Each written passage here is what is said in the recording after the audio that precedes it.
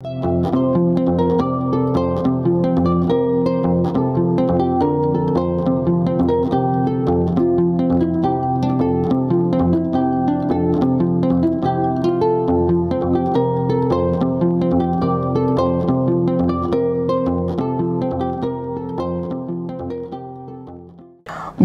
chers amis téléspectateurs, téléspectatrices de Amani TV, la télévision panafricaine qui amplifie les voix des femmes et leur donne une place dans cette société, une place à la littérature écrite par les femmes.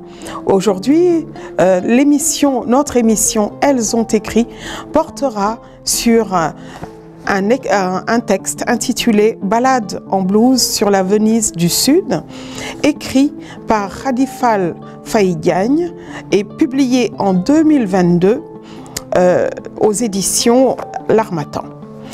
Voilà, Khadifal Faye Diagne est formatrice, elle est docteure en littérature, elle est conseillère pédagogique, elle vit actuellement à Singapour. Elle a écrit un essai sur Senghor et Césaire, ou la langue décolonisée, en 2018. Et elle est l'auteure d'un premier roman, Les Amazones de Sangomar, publié en 2020, parti d'un fait divers sur une employée de maison régulièrement violentée par ses patrons. À partir de ce fait divers, Khadifal Faye Diagne imagine tout un roman et parle de ces Amazones de Sangomar, ces Mbindan, communément appelées ici au Sénégal, qui sont des femmes à part entière.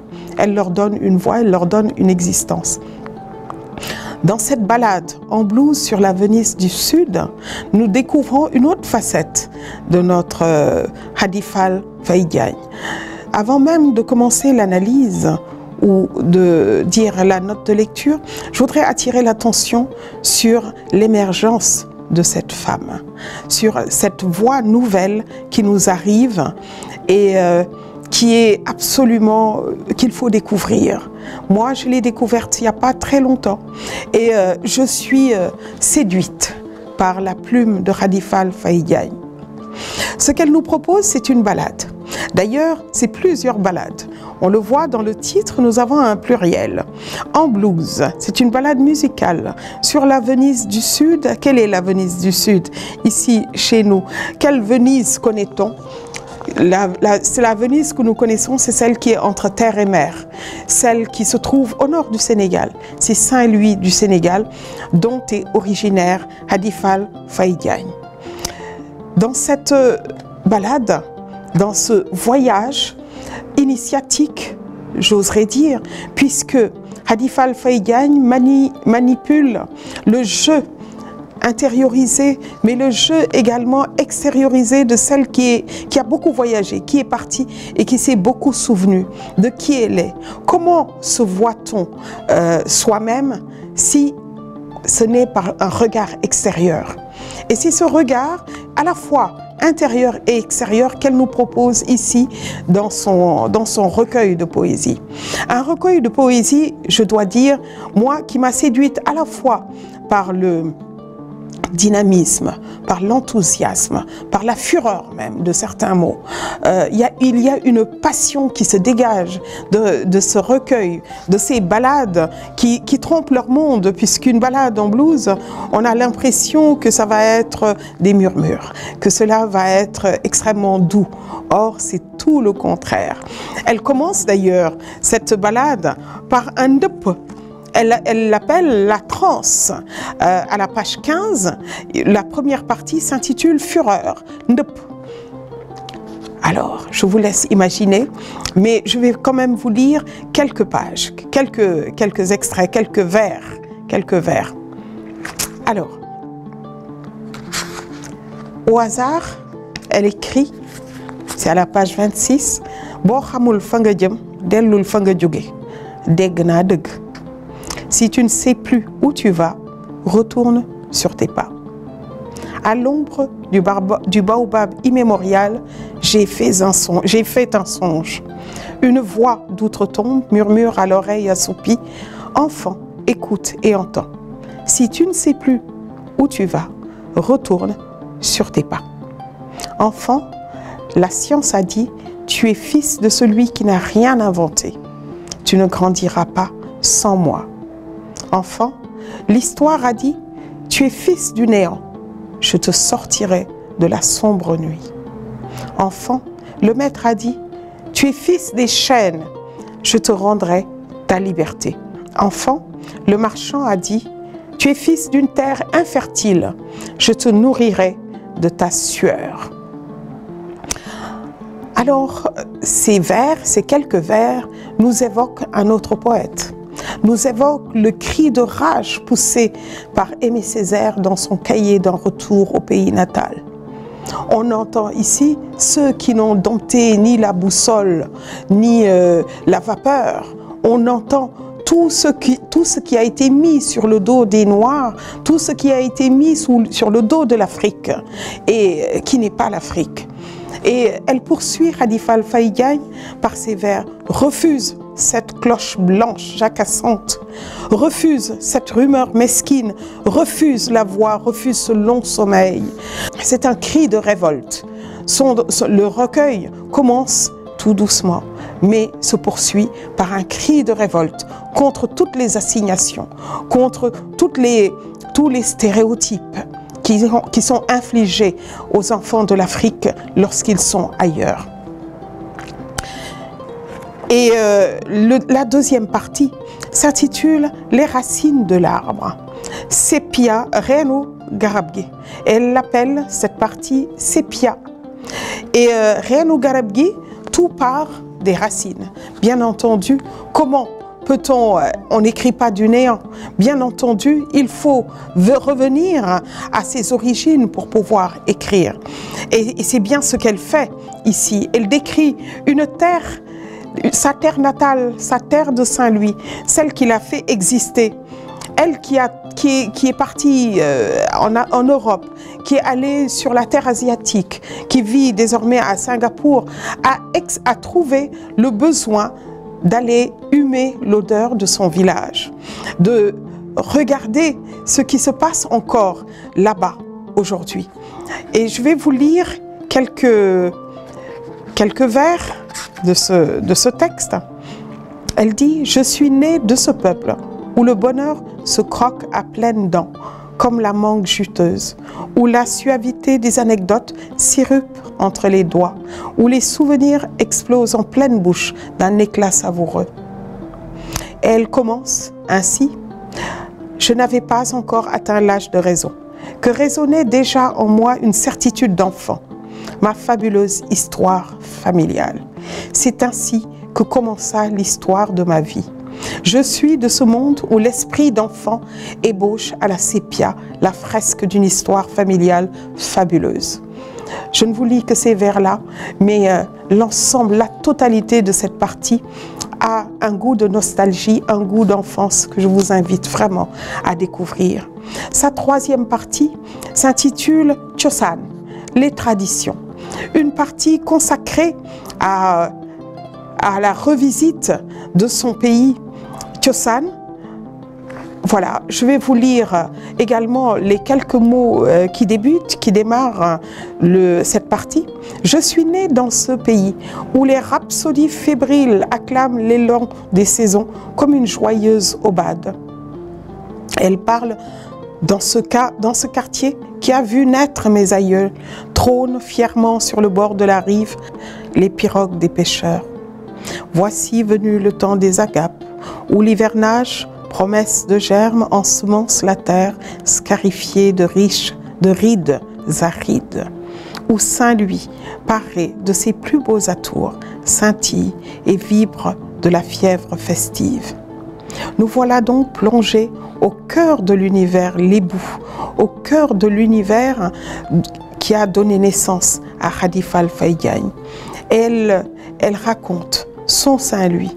Elle raconte la belle à l'anguille au bord du fleuve et de l'océan, la Venise du Sud, Justement, elle nous invite à un voyage en pirogue entre Guet-Ndar et tous les quartiers de Saint-Louis. Voici venu le temps des Hyménées, où à l'ombre crépusculaire, les amants fébriles complotent, les épouses inquiètes, maudites. Et elle répète comme un mantra, elle répète cette strophe: je suis née dans ce pays où les rhapsodies fébriles acclament l'élan des saisons comme une joyeuse aubade.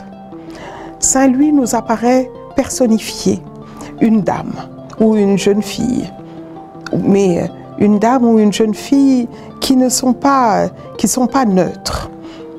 Elle dit encore: je suis née sur le bord du fleuve, où la mer encore en logis nourrit du premier chant vainqueur le nouveau-né coincé mollement au creux de du sein chaud. On a l'impression ici que Khady Fall Faye Diagne se love dans Saint-Louis comme dans une mère nourricière qui va nourrir plus tard ses écrits. Le texte se poursuit dans sa dernière partie par un chapitre qui s'intitule Migrance, qu'elle a intitulé Waliyan, exil.